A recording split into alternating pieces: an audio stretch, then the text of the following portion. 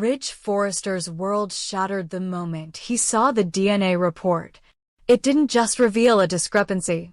It detonated everything he believed about his family, his legacy, and his role as a father. Thomas, for decades the center of Ridge's paternal world, was not biologically his son. The truth had been hidden under decades of deception, shrouded by secrets buried deep within the shadows of his relationship with Taylor Hayes. But this wasn't just a clerical error or a medical anomaly. This was intentional. This was sinister. And at the center of it all was the name Ridge never wanted to hear again: Sheila Carter. The revelation came in pieces. A misfiled document. A second-hand whisper. A confrontation with a retired nurse who couldn't live with her silence. Slowly, Ridge unraveled a twisted story: how Sheila, obsessed and unhinged, orchestrated a switch at birth. Not out of revenge, not for leverage, but to play God with lives that never belonged to her. Ridge's real son had been taken from the hospital the day he was born.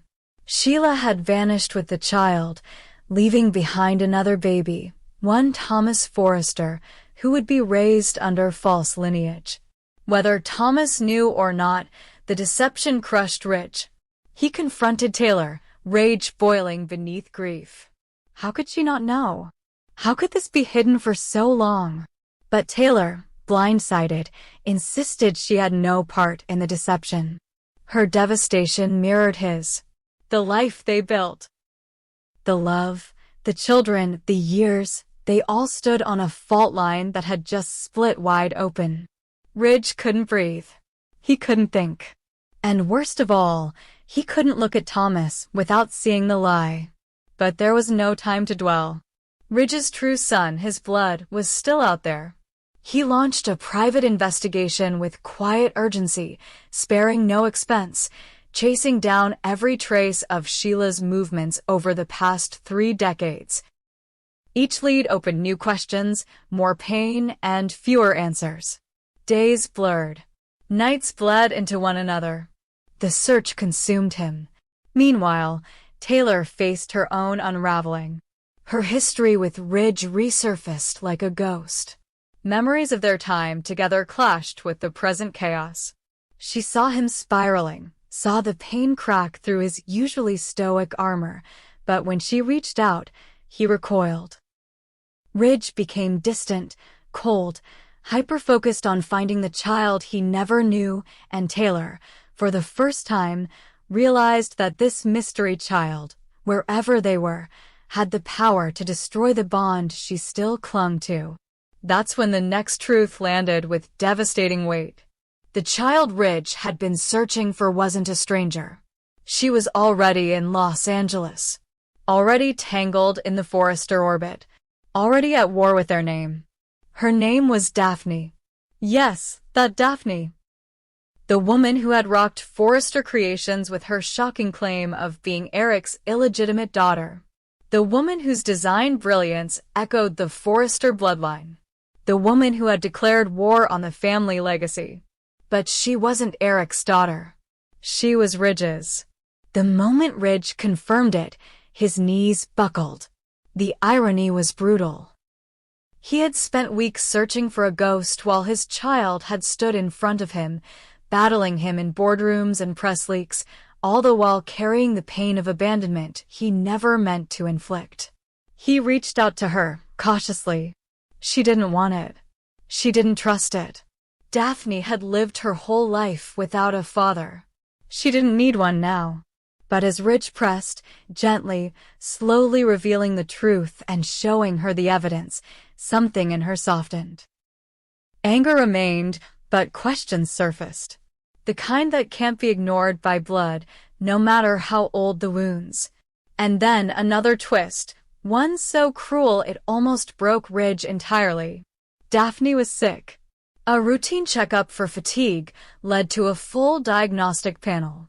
The diagnosis was swift and vicious: leukemia. Aggressive. Rare. Advancing fast. Treatment could work, but only with a bone marrow match. Siblings had been tested. No match. The registry was searched. Nothing. Then came the suggestion. Biological parents. Ridge was the only viable option. It hit like a punch to the soul. The daughter he never knew, the daughter he failed, was dying, and only he could save her. But it wasn't as simple as stepping into the hospital, because now the decision was public. It was medical. It was legal. Daphne, the girl who had been raging against his name, now had her life in his hands. And Ridge, still reeling from betrayal, still unsure if he deserved her forgiveness, had to choose. There was no hesitation. He volunteered. Tests were run. The match confirmed.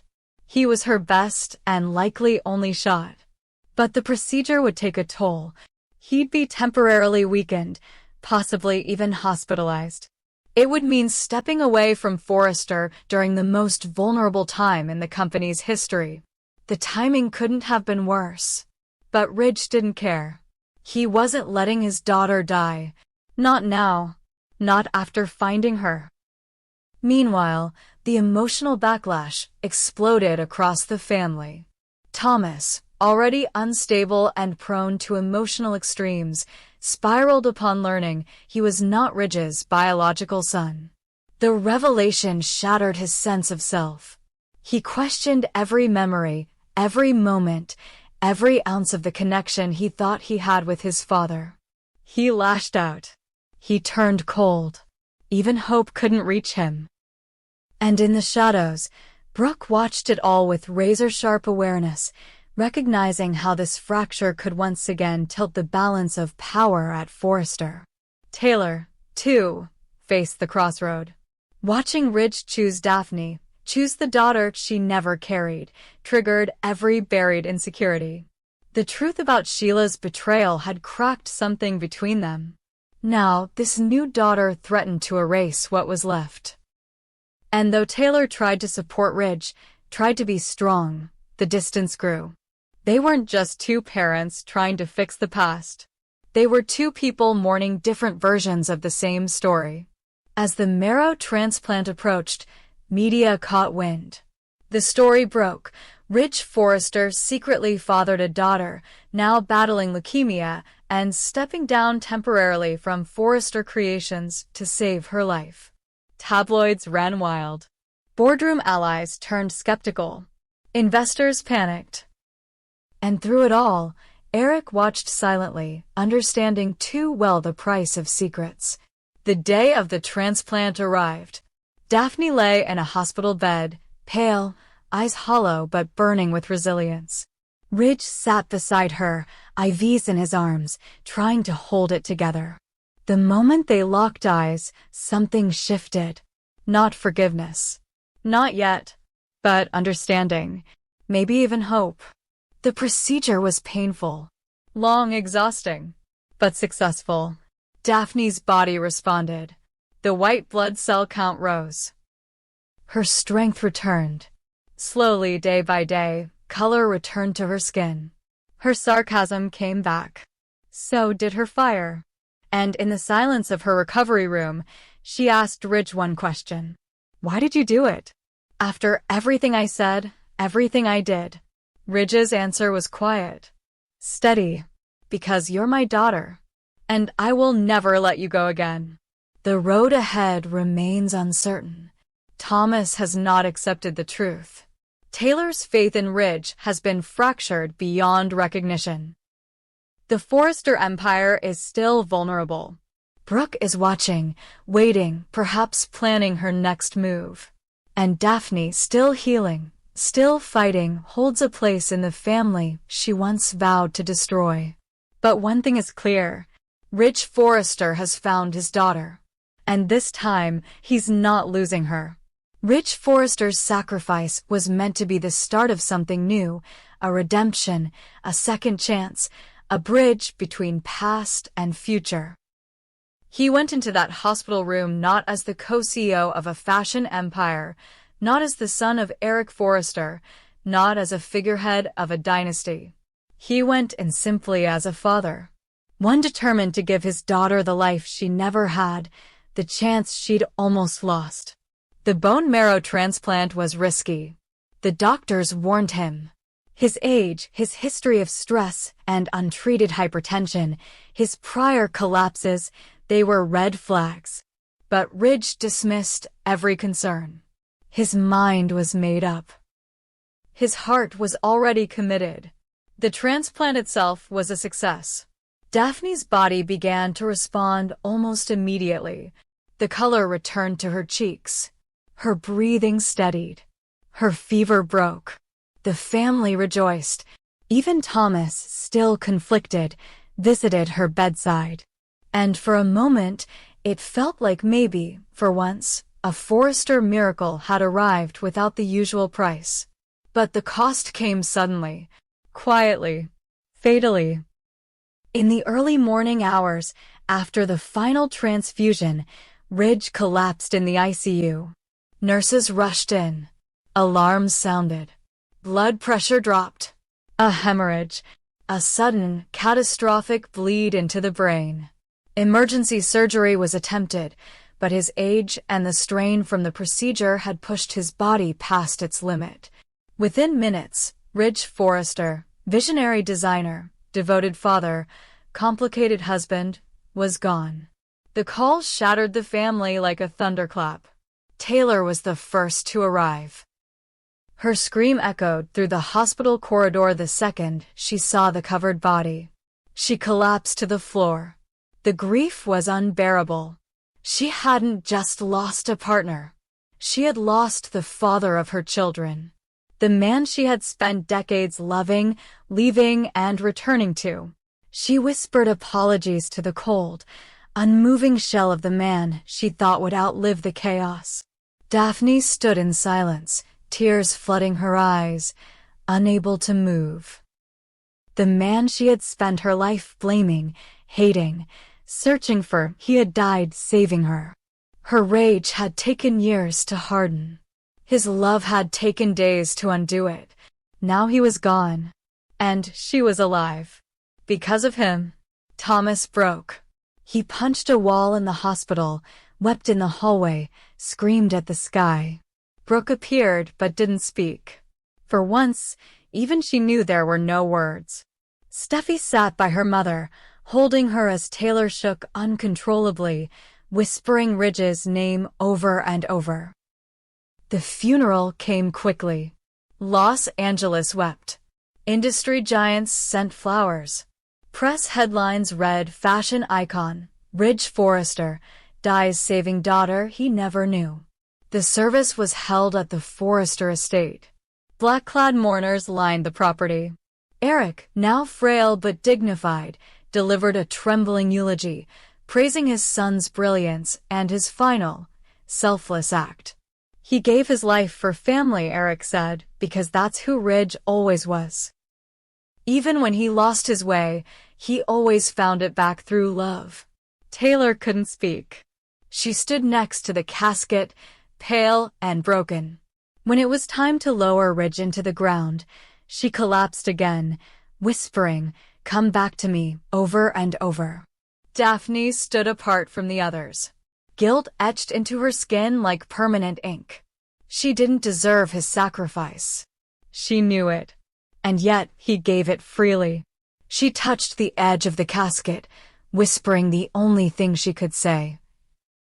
"Thank you, Dad." In the days that followed, the Forrester family entered a spiral. Eric retreated into seclusion. Brooke began quietly pushing for control of Forrester Creations again. Steffi, devastated, stepped away from leadership. Thomas refused to leave the guest house. Hope tried to hold him together, but he kept repeating the same phrase, "He wasn't even my real father. And I killed him anyway." But the hardest grief of all belonged to Taylor. She refused to leave Ridge's bedroom. She clutched his shirts at night. She listened to voicemails just to hear his voice. She wandered the house searching for traces of him, his sketches, his cologne, his coffee mug. Nothing filled the void. Nothing touched the pain. Daphne, slowly recovering, tried to step up. She offered help at the company.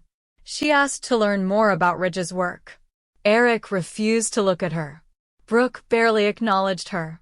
But it was Steffi, grieving but clear-eyed, who said, "If my father gave his life for you, then don't waste it. Be better than what they say. Be who he believed you were." Daphne took that to heart. She began working under Zend and Hope, studying Ridge's designs, sketching her own. She stayed late. She showed humility. Slowly, grudgingly, some walls lowered. Even Thomas, on a day when the grief overtook him, sat beside her and asked, "What was the last thing he said to you?" Daphne answered softly, "He said he'd never let me go again." Thomas nodded. He didn't. And so life moved forward, but never fully healed. Taylor eventually returned to practice, helping others while barely managing her own brokenness. Brooke resumed her slow climb to power, though her victories now felt hollow. Steffi took a long break from fashion, turning her focus inward. Eric, now truly the last patriarch standing, tried to keep the family afloat with fading strength. But every corner of the Forrester mansion carried Ridge's echo. His sketches remained on his desk. His name stayed on the building. His presence lingered in every thread of fabric. Daphne visited his grave every week. She brought him updates, progress, apologies, gratitude.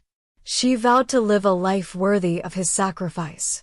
She promised to carry the Forrester name not as a curse, but as redemption. And in the silence of that cemetery, with LA glittering behind her and tears quietly falling, she would always say, "You saved me, Dad. Now I'll spend the rest of my life honoring you."